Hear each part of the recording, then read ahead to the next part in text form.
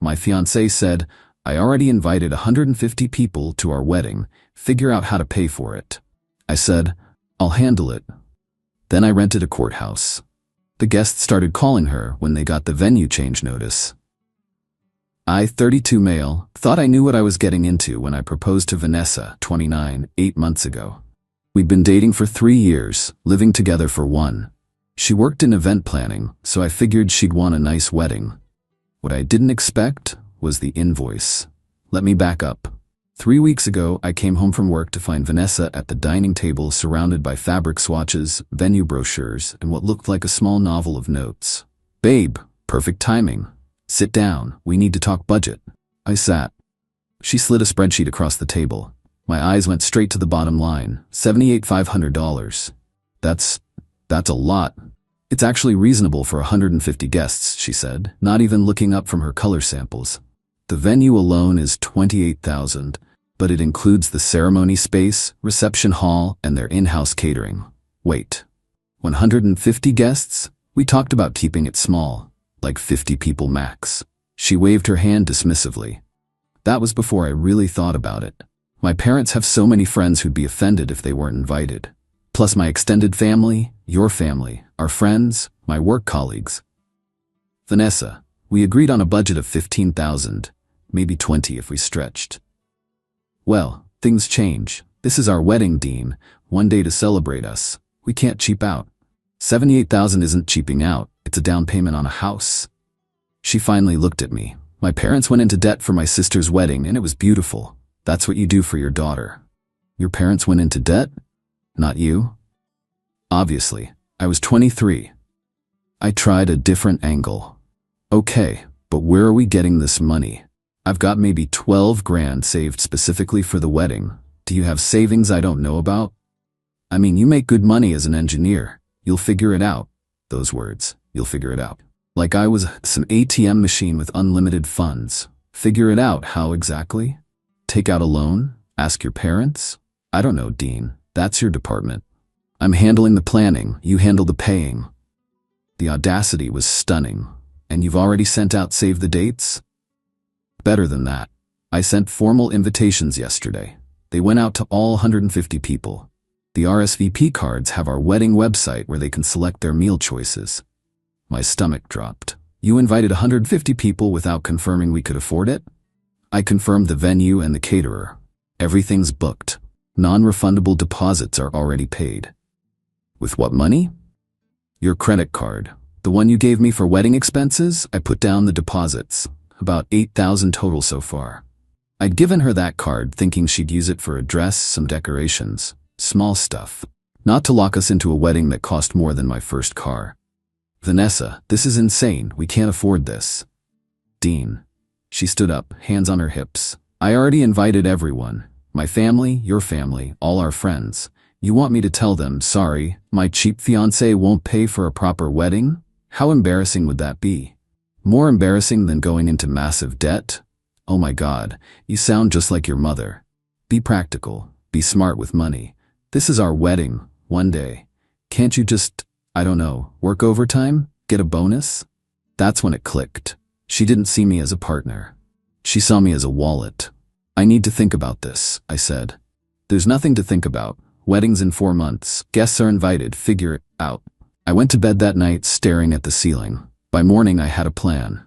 Update 1. The next day I called the venue, asked about cancellation policies. The woman was sympathetic but firm. Deposits were non-refundable. Canceling now would forfeit the full 8 grand. Vanessa had already put down. Cool, expected that. Then I called the county courthouse, booked a ceremony room for the same date as the venue. Cost? $75. They had openings. Done. For the next 2 weeks, I played along. Vanessa showed me centerpiece options, $200 each for 15 tables. I nodded. She talked about the 7-tier cake, $300-400. I said nice. She picked out bridesmaid dresses in a color she called dusty rose. I called it pink.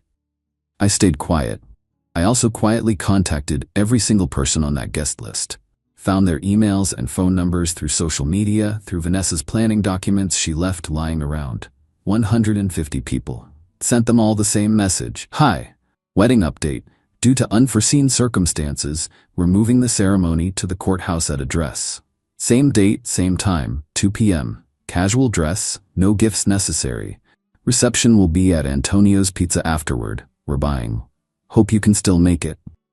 Hit send on all 150 emails and texts at 11 p.m. on a Tuesday, exactly 2 weeks before the wedding. Then I turned off my phone and went to sleep.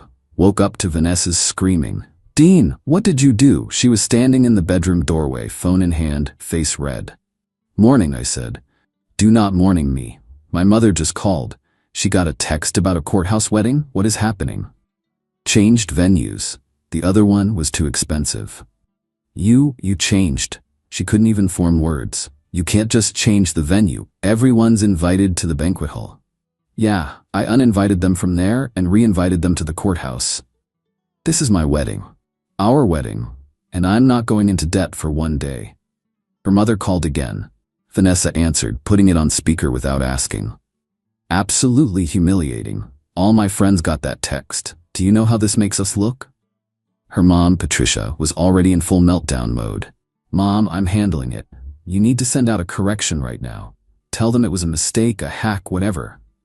"Mrs. Chen," I started. "Don't you dare Mrs. Chen me. You've embarrassed this entire family." I took the phone. "Patricia, with respect, I'm not paying $78,000 for a party. Anyone who wants to celebrate with us can come to the courthouse. Anyone who wants an expensive show can skip it. My daughter deserves better than a courthouse. Your daughter deserves a husband who's not buried in wedding debt. This is happening." Vanessa snatched the phone back. She was crying now, angry tears. "Mom, I'll call you back." The second she hung up, she turned on me. "You sabotaged everything. I've been planning this for months. You planned it without asking if I could afford it. You voluntarily backed me into a financial corner and expected me to just, what? Drain my savings? Take out loans? Yes. That's what you do for someone you love. No, that's what you do when you've lost your mind. Love doesn't require bankruptcy."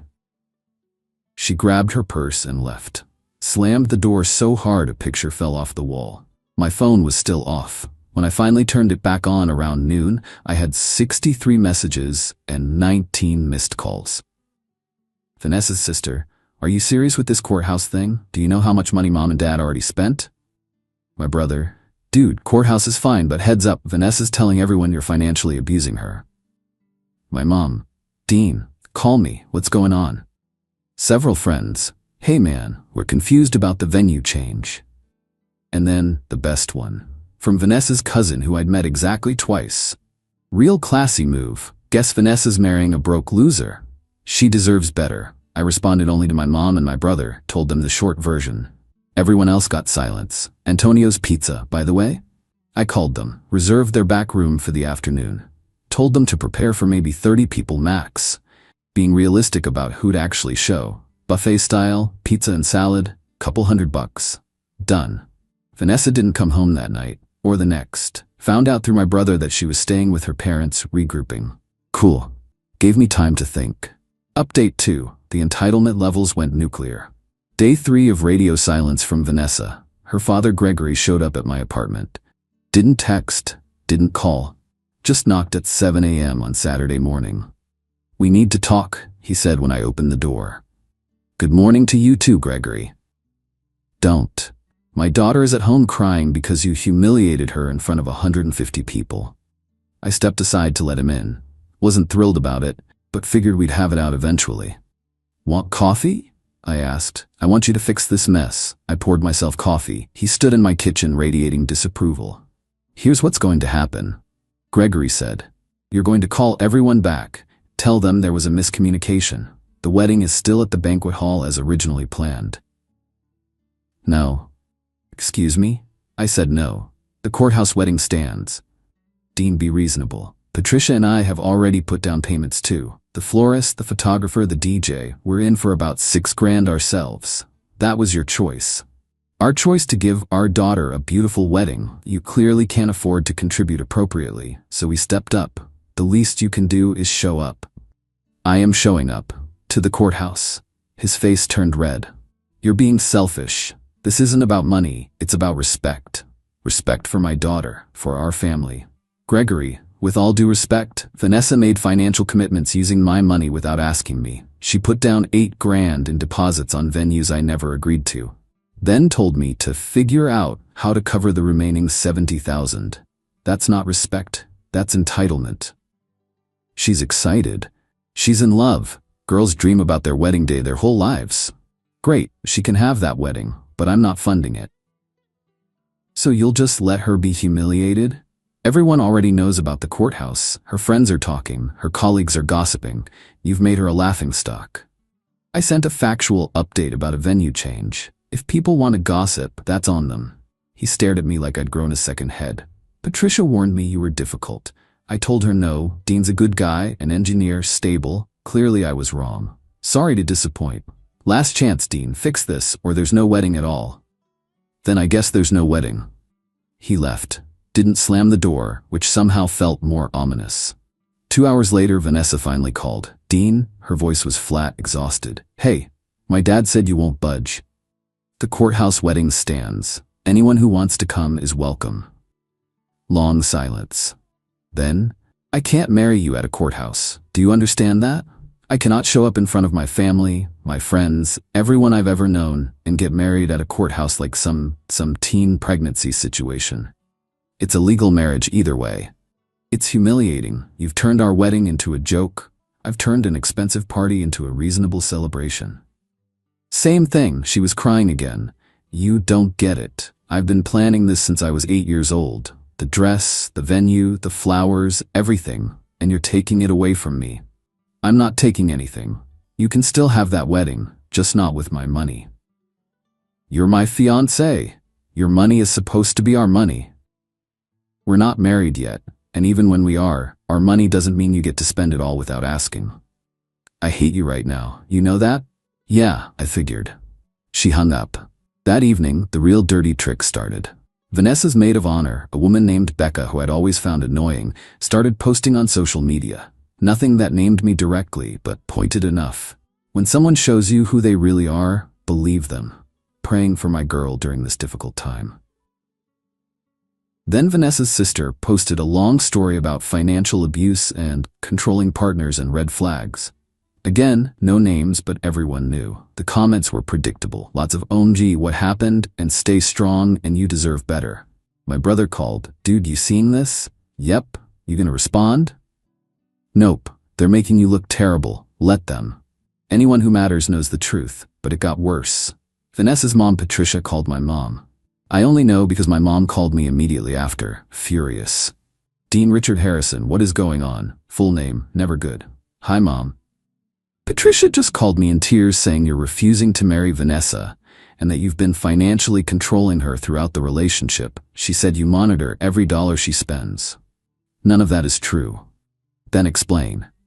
I explained. All of it. The $78,000 budget I never agreed to, the non-refundable deposits made with my credit card, the figure-it-out attitude. Mom was quiet for a long moment. That's wow. Yeah. And they expected you to just pay for all of it? Apparently. Absolutely not. You did the right thing. I'll call Patricia back and set her straight. Mom, you don't have to. Oh, I'm going to. That woman has some nerve. I loved my mom. But the harassment didn't stop. Over the next few days, I got messages from random relatives of Vanessa's I'd never met. Her aunt called me a disgrace. Her grandmother sent a Facebook message about young people having no respect. One of her cousins messaged me asking if I was really that broke, because if so, maybe I shouldn't be getting married at all. I blocked them all. The weirdest part, Vanessa still hadn't officially called off the wedding. The courthouse date was in 10 days.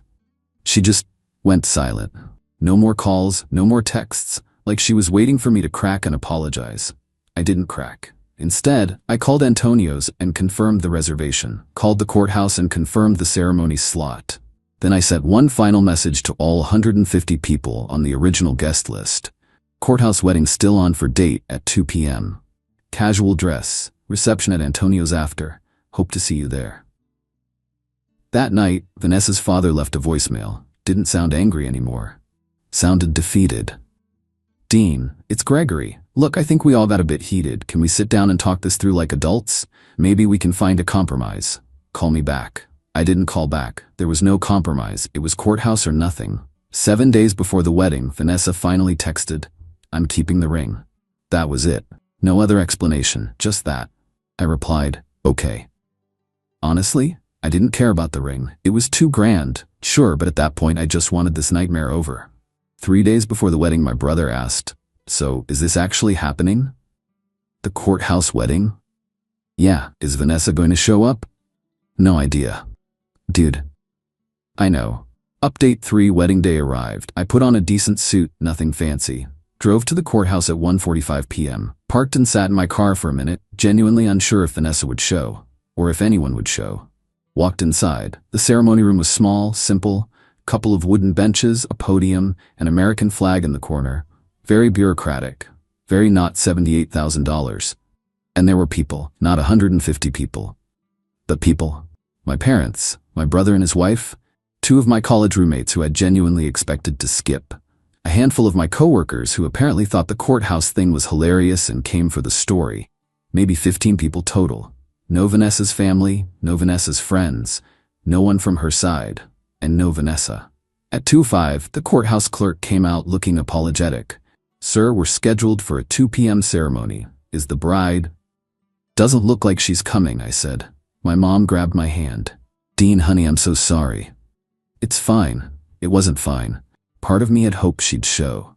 That maybe she'd realize the wedding wasn't about the venue or the price tag, it was about us. But nope. At 2:15, I officially canceled the ceremony slot. Apologized to everyone for wasting their time. They were all incredibly kind about it, which somehow made it worse. We still went to Antonio's. Ate pizza. My brother kept trying to crack jokes to lighten the mood. It helped a little. My phone buzzed around 3 p.m. "Vanessa, I can't believe you actually went through with it. You really showed up expecting me to marry you at a courthouse. Unbelievable." I didn't respond. Another text. "You humiliated me. I hope you realize that. I can never show my face around my family again." Then another. "I'm keeping the ring, and you're not getting the deposit money back. Consider it compensation for ruining my life." I blocked her number. Over the next few days, the full picture came together through mutual friends who were still talking to both of us. Vanessa had apparently told her family she was calling off the wedding because I was financially abusive and controlling. She played full victim. Her friends rallied around her. Her parents supported her. No one questioned her version of events. The banquet hall kept the deposit. So did the caterer, the florist, the photographer, the DJ. All non-refundable, all paid for with either my credit card or her parents' money. Total damage across everyone. Around $14,000 gone. Vanessa moved back in with her parents. Changed her relationship status to single. Posted a quote about knowing your worth. A few people reached out to me asking what actually happened. I gave them the short version. She planned a wedding I couldn't afford. I offered a courthouse alternative. She refused. Most people got it. Some still sided with her, believing her spin about financial abuse. I kept the apartment, obviously, since it was mine. Had to pay off that credit card she'd racked up, which sucked. $8,000 for deposits on a wedding that never happened. My brother asked if I regretted it. Calling the whole thing off, I mean, honestly? No. If she couldn't marry me at a courthouse, she didn't want to marry me. She wanted to marry a bank account. She wanted the Instagram perfect wedding more than she wanted the actual marriage. The relationship was dead the moment she said, "Figure it out." Like my financial stability was negotiable for her Pinterest board vision. Do I feel bad about the way it ended? Little bit. Showing up to an empty courthouse was brutal, not gonna lie. But staying in that relationship would have been worse. Death by 1,000 entitled demands. Last I heard through the grapevine, Vanessa's telling people she dodged a bullet, that I revealed my true colors before it was too late. Her friends comment heart emojis on her posts. Her mom's apparently still trash-talking me to anyone who'll listen. Whatever helps them sleep at night. Me? I'm doing okay. Not great, but okay. Paid off the credit card last month. Apartment's quiet. Started going to trivia nights on Thursdays with coworkers, which is actually pretty fun. Dating again eventually? Maybe. Not rushing it. Need to recalibrate my red flag detector first. Should have seen the entitlement earlier. Should have noticed how she always framed her wants as needs. How disagreement became, "You don't love me enough." Lesson learned. When someone shows you they value their fantasy over your financial future, believe them. When someone tells you to figure it out instead of figuring it out together, that's not a partner. That's a dependent with demands. The courthouse ceremony that never happened cost me $8,000, $2,000 for the ring, and a 3-year relationship. Could have been worse. Could have been $78,000 and a marriage to someone who saw me as an ATM. So yeah, that's the story. The wedding that wasn't. The venue change that ended everything. No regrets. Okay, maybe one regret. Should have kept the ring receipt.